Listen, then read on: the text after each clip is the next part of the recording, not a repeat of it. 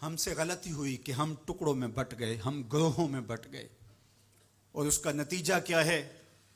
آج پوری امت زخم زخم ہے، پوری امت لہو لہو ہے۔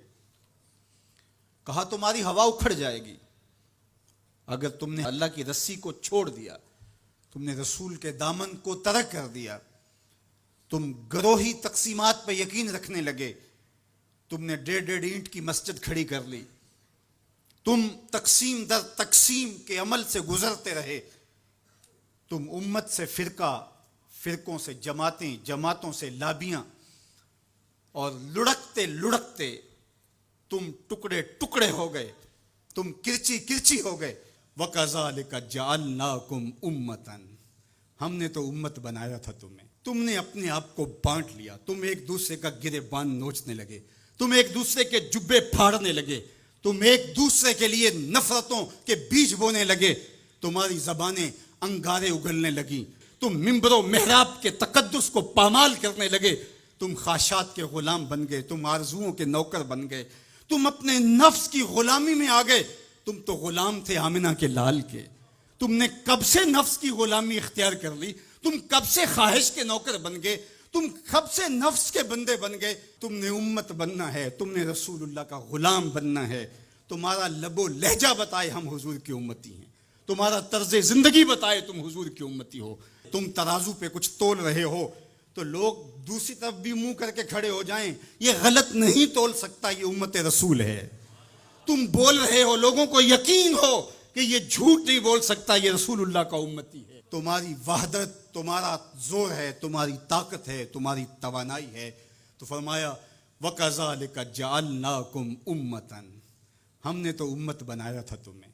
آج حضور کے قلب اطہر پہ کیا گزرتی ہوگی جب شام کی بچیوں کے منہ پہ تماچے مارے جاتے ہیں، جب بغداد میں حضور کی امت خانمہ برباد نظر آتی ہے، جب برما میں آری لے کر کے اعضاء کاٹ دیے جاتے ہیں، دشت لیلہ سے لے کے کندھار تک، غزہ سے لے کے کشمیر تک لاشیں ہی لاشیں بکھری ہوئی نظر آتی ہیں، بستی بستی کریا کریا، صحرا صحرا خون، امت والے امت کا ہے کتنا سستا خون۔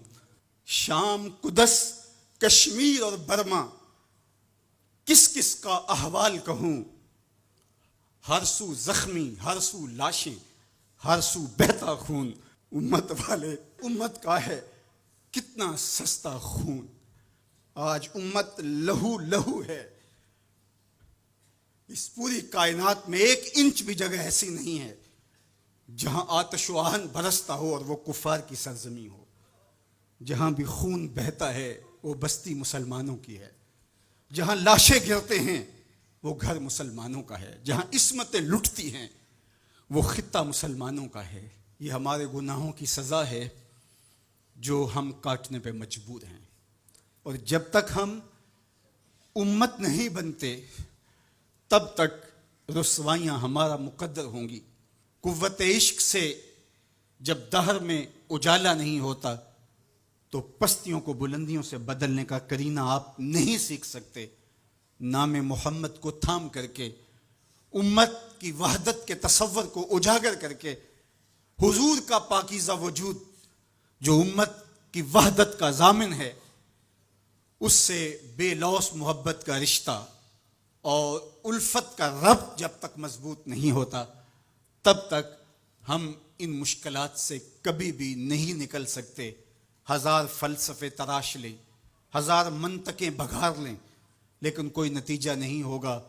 تمہیں نتیجہ تب ہی ملے گا جب حضور کے قلب اطہر کو آرام پہنچاؤ گے، جب امت بن جاؤ گے، جب حضور علیہ السلام سے وابستگی اپنا شعار زندگی بنا لو گے، تو پھر دہر میں اجالا اور روشنی حضور علیہ السلام کے نام کے صدقے سے نصیب ہوگی، اور تقدیر کا قاضی تمہاری سزائیں معاف کر دے گا، اور پھر نتیجہ تمہارے سامنے اس صورت میں نمودار ہوگا کہ تم بحر و بر کے مالک ٹھہرو گے، اور کائنات کے اندر حضور کے ساتھ وفا کے رشتے کے نتیجے کے اندر لوح بھی تمہارے ہاتھ میں ہوگا، قلم بھی تمہارا ہی مقدر ہوگا۔